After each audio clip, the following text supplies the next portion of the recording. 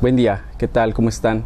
Hoy vamos a reflexionar sobre Marcos del capítulo 1 al versículo 6, que dice así: cuando Jesús regresa a su tierra, ¿qué creen? Que no lo creen. No le creen a Jesús, no creen en Él. Es más, se atreven a decir, ¿no es este el hijo del carpintero? Algunas tradiciones y algunas traducciones hablarán de Jesús como el carpintero, pero en el griego original se utilizará la palabra tectón, que quiere decir artesano.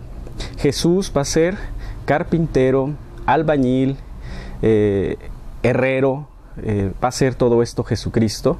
Acordémonos que es verdadero hombre, y como verdadero hombre sufrió, lloró, se rió, convivió con la gente de ahí, de su pueblo.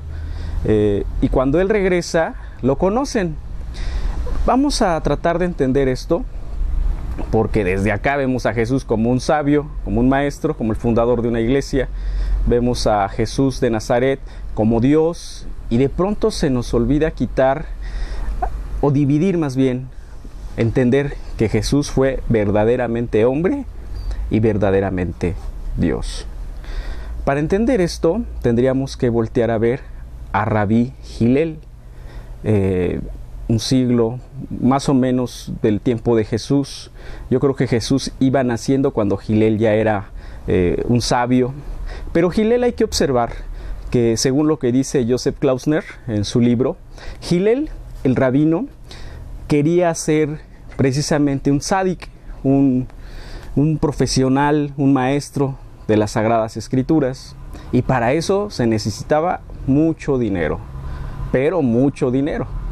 Entonces Hillel, de condición humilde, pues no tenía dinero, pero él tenía en su corazón las ganas de conocer y de escrutar la palabra de Dios. Ya se leía el Tanaj, donde está contenida la Torá, los Nebim y Ketubim, que significan que es la ley, los 5 libros primeros que tenemos en la Biblia, los escritos y los profetas. Y el judaísmo no le llama Biblia, le llama Tanakh. Pues bien, Hillel, cuando llegó a estudiar en Jerusalén, no tenía dinero. ¿Qué hacía? Bueno, pues se acercaba al muro donde daba las clases el gran maestro Shammai y pegaba el oído en la pared. De esa manera Hillel podía estar aprendiendo la Torá. Pero un día lo descubrieron y se tuvo que subir al techo. En ese tiempo estaba nevando por allá, y cosa extraña, después de que el maestro Shammai terminó de dar la lectura o la enseñanza, no entraba el aire, y es que estaban tapados los conductos. Subieron y encontraron a Hillel. En ese entonces Hillel tendría 13 años, estaba congelado completamente. Joseph Klausner dice que estaba literalmente congelado. Lo sacaron, lo cobijaron, le dieron de comer, y eso fue motivo para que Shammai aceptara a Hillel en su escuela. ¿A qué voy? Que para ser en ese entonces un estudioso de la Torá, de las Sagradas Escrituras, tendría que tener dinero o la capacidad económica para hacerlo. Jesús no. Jesús no fue un gran estudiante de la Torá. Cuando hablamos que fue carpintero, artesano, herrero, agricultor, todos estos títulos es porque Jesús lo fue. En ningún momento pudo él estudiar en una escuela en Jerusalén con algún maestro, como los grandes maestros que existían en ese entonces. Pues bien, Jesús, al no ser reconocido por quienes lo conocían, su propia familia, que sabían cuál era su origen, no lo van a recibir.